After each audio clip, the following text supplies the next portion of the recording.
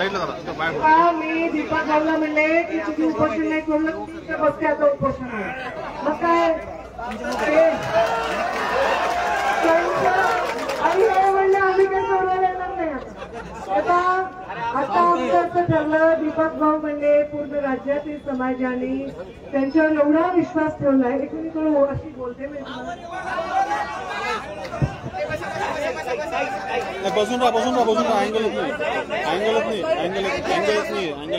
तर दीपक भाऊ म्हणाले पूर्ण राज्यातून सगळ्या समाजाने माझ्यावर विश्वास ठेवलाय. मी काही नेता नाही, राजकारणी नाही, मला समाजाच्या हृदयात स्थान पाहिजे आणि म्हणून मुख्यमंत्र्यांच्या शब्दांचा मी सन्मान ठेवतो. मुख्यमंत्र्यांनी जे पत्र लिहितील त्याच्यावर ते वाचतील, त्याच्यात ते मूर्ती त्यांना वाटायचे ते घालतील, काढतील आणि त्यांच्या बरोबर या लढ्यामध्ये अनेक लोकांनी साथ दिली, त्यांच्याशी चर्चा करतील आणि ती चर्चा करून ते उद्या निर्णय घेतील. तर मी तिथेच थांबणार आहे उद्या, मग मी येणार. मग आता माझी काही इज्जत ठेवता का नाही तुम्ही? नाही तर मग काय फायदा आता? मग मी ते उद्या तुम्ही चर्चा करा, तोपर्यंत मी तुमच्या उपोषणात सहभागी आहे. मी उद्या येते, मग उपोषण सोडवायचं, मग आपण लढा द्यायचा सगळ्यांनी मिळून सीएम साहेबांसकट हा विषयाला विजयी करण्यासाठी. मान्य आहे का? चला,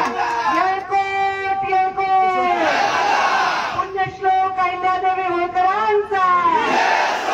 तर आता ऐका, मी या गोष्टी खूप ऐकल्यात, पण त्याचा काही संघर्ष करू हम तुम्हाला साथ आहे.